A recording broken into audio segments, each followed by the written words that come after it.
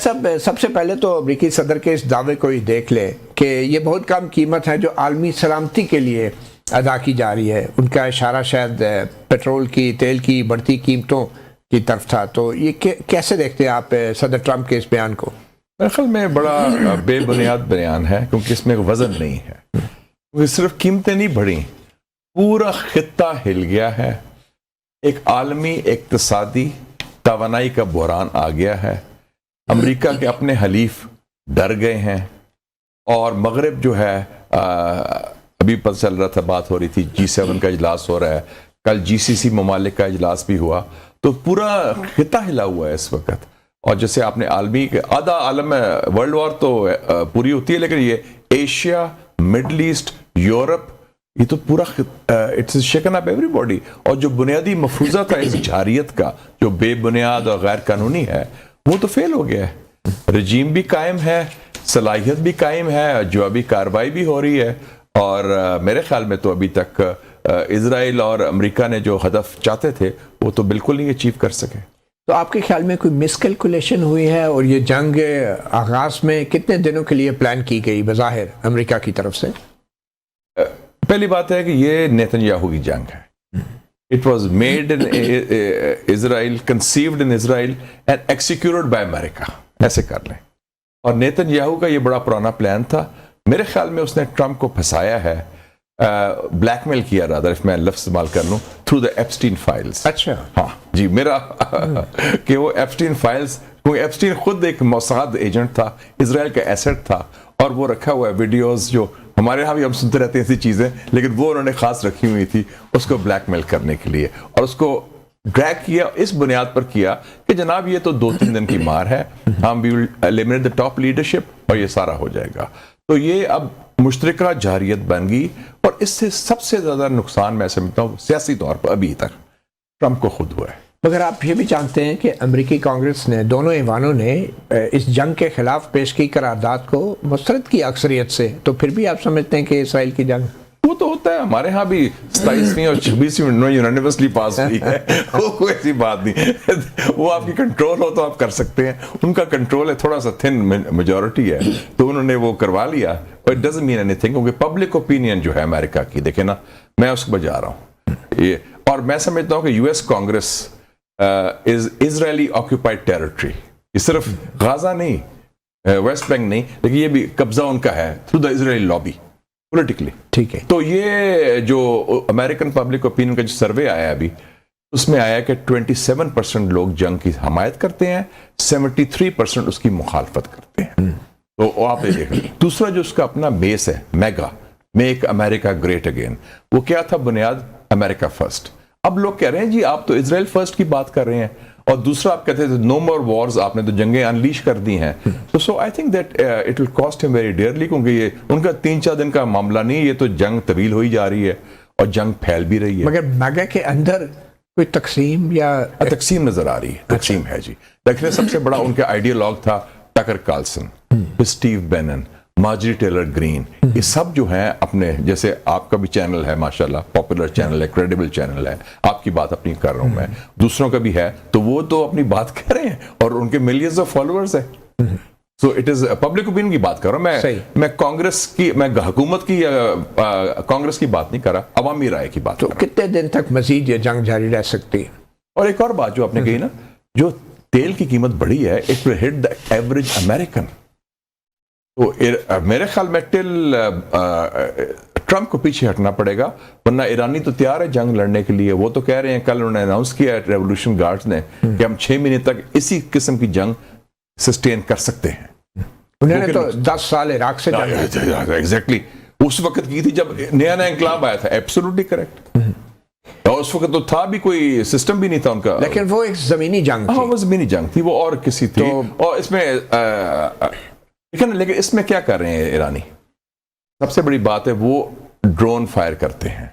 اس drone کی قیمت ہے $10,000. اس ڈرون کو انٹرسپٹ کرنے کے لیے اسرائیل اور امریکہ انٹرسپٹرز تیار کرتا ہے. $5 million, $10 million, few million dollars. اور ابھی میں CNN دیکھ رہا تھا، اس میں ایک ڈرون کو انٹرسپٹ کرنے کے لیے 11 انٹرسپٹرز آئے ہیں. وہ سارے تو ضائع ہو گئے نا جی. تو وہ جو asymmetrical warfare کہتے ہیں کہ ان کی تو اپنے ڈرونز تو لاکھوں میں ہیں، خود انہوں نے تیار کیے ہیں، اور ان کی ہائی ٹیک ہے ایران کی اس حوالے سے.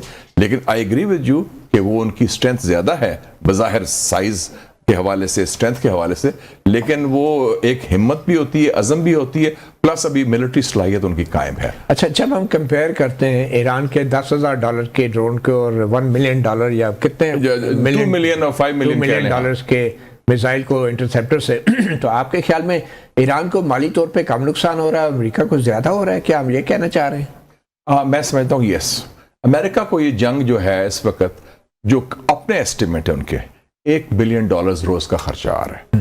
اس کے علاوہ جو یہ صرف پیسے کی بات نہیں ہے. 15,000 فلائٹس بند ہو گئی ہیں ابھی تک، 10واں دن ہے نا جی. 4,500 سٹرائکس اسرائیل اور امریکہ نے ایران پر کی ہیں. اس کے جواب میں ایران نے 3,500 سٹرائکس کی ہیں.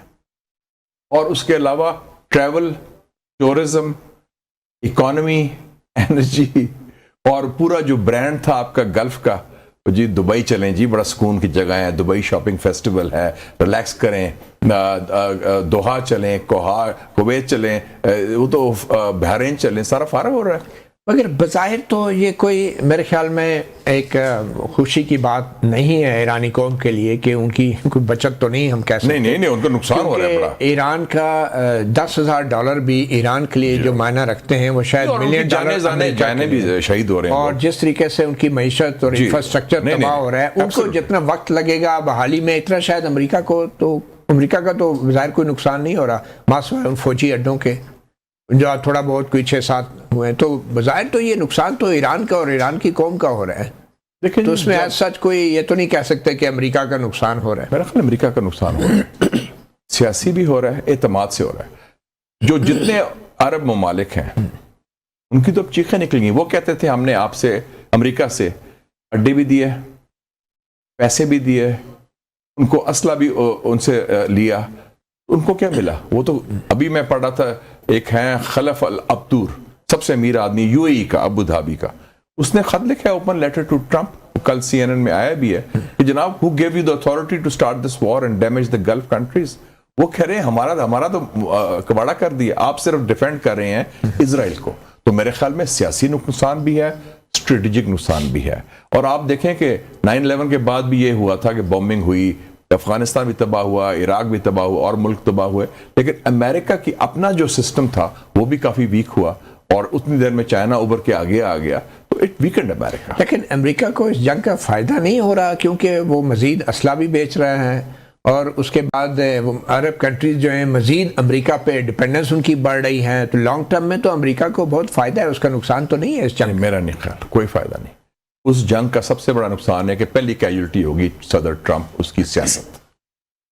مڈ ٹرم الیکشن آنے والا ہے، اور اس امریکن عوام اس کو اس چیز کی پینلٹی دیں گے، کیونکہ ان کی اکانومی شیٹر ہو جائے گی. نمبر 1. نمبر 2، جو کانفیڈنس تھا امریکہ کے اوپر، جو سب نے کہا تھا کہ ہم آپ کو سستا تیل بھی دیں گے، اس کے عوض آپ ہمارا تحفظ کریں گے، اس میں وہ فیل ہو گیا. اور یہ تیسری بات ثابت ہوگی کہ جتنا مرضی عرب پیسہ دیں. کتنا پیسہ دیا؟ ٹرمپ گیا تھا $1 ٹریلین فلانا ڈالر، تو انویسٹمنٹ کے حوالے سے $3 ٹریلین کلیکٹ کیے تھے اس نے. تو ultimately when it comes to the brass tacks، bottom line کیا ہے؟ اسرائیل فرسٹ. تو یہ تو پیچھے ہٹ گئے. تو میرے خیال میں بہت بڑا نقصان ہے. لیکن اس کے باوجود بھی امریکی اڈوں کو خالی کرنے کا تو کسی عرب ملک نے حکم نہیں جاری کی. نہیں، اتنی تو ضرورت نہیں ابھی آئی، اتنی بھی ضرورت نہیں آئی. وہ اڈے ویسے ایران خالی کرا رہا ہے اور طریقے سے، جو ان کے اٹیکس وقتی طور پہ ہے. لیکن صرف اٹس ناٹ اباؤٹ اڈا الون. اوور آل میں سمجھتا ہوں کہ اس سے اچھا ایک اور چیز ہوئی ہے، مغرب تقسیم ہو گیا. مغرب جو ہے آپ کا بڑا یونیفائڈ، مغرب پہ بھی آتے ہیں، لیکن